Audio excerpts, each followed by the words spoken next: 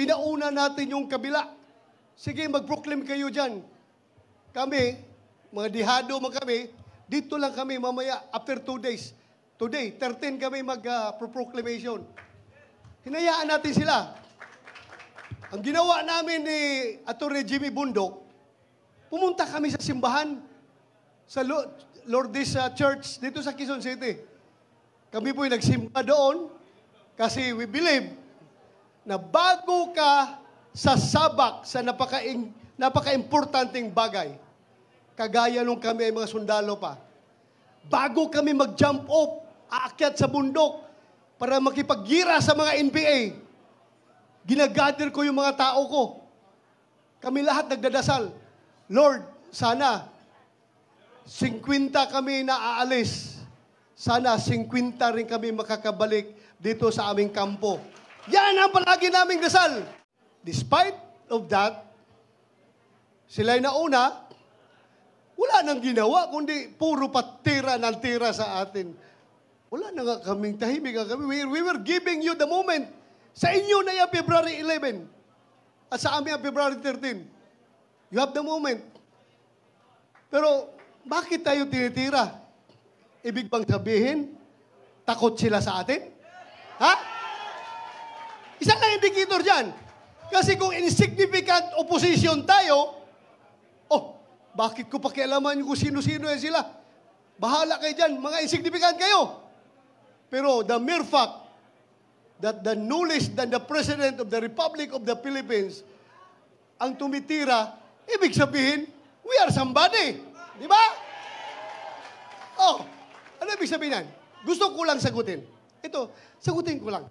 In fairness, in fairness sa lahat ng mga mahirap na lumaki, nagbibinta ng suka na kagaya ko. Napakasakit po pakinggan na kami daw, yung aming team sa PDP, ay para nagbibinta lang daw ng suka, tapos binigyan ng COC. Anong tingin nyo kay Atty. Hinlo? Abogado yan. Atty. Jimmy Bundok, abogado yan. Atty. Rodriguez, abogado yan. Atty. Marcolita, abogado yan. Ako, hindi ako abogado. Pero, murag abogado. Ako lang, talagang, alam nyo, yung suka, maliit pa ako, yung lolo ko po, mananggite. Alam nyo yung mananggite? Yung umaakyat sa puno ng niyog para kukuha ng tuba. Sinasamahan ko yan every morning. Ako ang nasa ilalim ng puno kasi yung tuba na kinukuha niya sa taas, binababa niya, ako ang tagatanggap. At yung tuba na kinukuha niya, binibinta niya yan. Kapag hindi nabinta ang tuba, kinabukasan, bahal na yan. Ano ibig sabihin ng bahal? Hindi na presko. Bahal na, medyo mapakla na yung tuba. Pagkapangatlong araw, mas lalong mapakla. Bahal pa rin ang tawag namin yan. Pero after the third day, hanggang 1 week and onwards, yung tuba ay nagiging suka. At yung suka na yan, hindi niya kinikwinta ng lolo ko, ang kanya tuba lang. Pag nabinta ang tuba, sa kanya yung pera. Pero yung suka, sobra na, ako na magbibinta niyan. So, income ko na yon, pambaon ko pag-eskwela. Nilalagay namin yan sa butilya ng bote ng long neck. Alam niyo yung long neck? Lapad, at saka yung lapad, yung tanduay. Lagay namin yan, display ko sa labas ng bahay namin para mabili ng mga kapitbahay na dumadaan. Kaya, huwag nating maliitin yung mga nagtitinda dati ng suka. Dahil, hindi po masarap, hindi po bawal mangarap ang isang nagtitinda ng suka na magiging senador. Ako'y nagtitinda ng suka, pero nakapag-masteral degree ako. Nakapag-doctor of philosophy ako. Naging CPNP pa ako. At ngayon, naging senador pa. Kaya sa lahat ng nagtitinda ng suka dyan, malaki ang tsansa nyo na magiging senador. Hindi kasi, ito mga tao na lumaki sa layaw, yung hindi kumakain ng pagkain ng mahirap, baliwala sa kanilang suka. Pero sa ating mga mahirap, very essential ang suka sa ating kusina. Dahil hindi masarap ang tuyo, hindi masarap ang bulad, hindi masarap ang daing kung walang suka. Kaya, sige lang, tawagin na niyo kaming Team Suka. Okay lang. Team Suka, basta importante, kami ang nagpapasarap sa ulam ng mga taong mahihirap. Di ba? Kasi kung walang suka, hindi masarap yung daing, yung tuyo. Masakit masyadong malunok yung kanin na ang presyo ay tag 50 pesos, hindi 20 pesos, ha? Hindi 20 pesos ang kilo ng bigas. 50 pesos to 58 pesos. Minsan aabot pa ng 60 pesos. Kami po ang tumutulong na malunok ng ordinaryong tao, yung kanin na mahal dahil sa suka na sinasawsaw yung bulad. So okay lang, tawagin nyo kaming Team Suka. No problem. Basta kami ang suka sa buhay ninyo. Ha?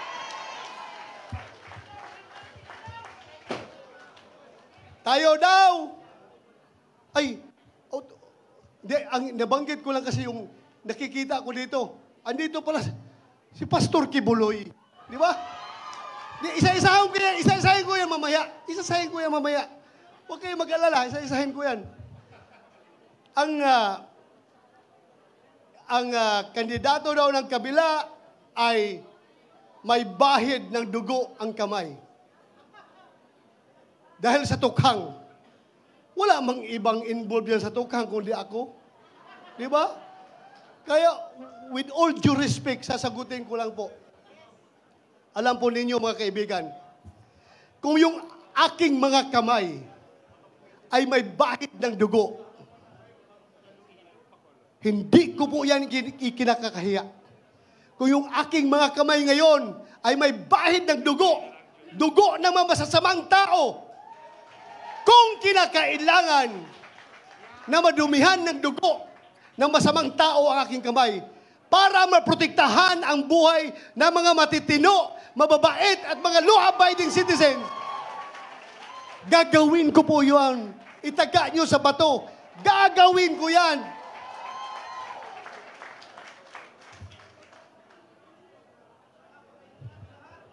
Alam nyo, ang Uplan Tukhang ay napakaganda po. Nung sinabi ko na wala kaming host, wala ang magsusuporta sa amin, wala kaming resources para mag-conduct ng rally. Wala po kami ang PDP Laban. Kaya kami ay maggawa na lang ng tukhang na pangangampin. Pagkakapanya, magtutukhang na lang, tuktukhang yo. Puntahan lahat ng bahay na pwedeng kayang puntahan, katukin. At pag open ang pintuan, nakangisi yung may-ari. Oh, salamat.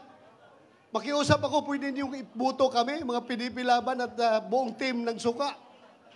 Tanggapin sana niyo kami. Pero pag open ang pintuan, nakasimangot, sorry po, hindi po ka, okay lang po, alis kami. So yun lang po ang diskarte na gagawin namin dahil wala kaming pundo. Wala kaming pundo. Kaya sundutin ko na lang rin yung sinasabi. Sinasabi kanya ni Attorney Jimmy Bundok na kami sa Senado, Senator Bongo, Senator Robin Hood Padilla at ako, wala po kami magagawa kahit anong gawin namin. Objection, Your Honor, Mr. President. Objection, Mr. President. O kung hindi kami pakinggan, kahit na mag-walk out kami, wala pa rin mangyayari. Dahil numbers game yan. Majority rules. At tatlo lang kami, we cannot the majority.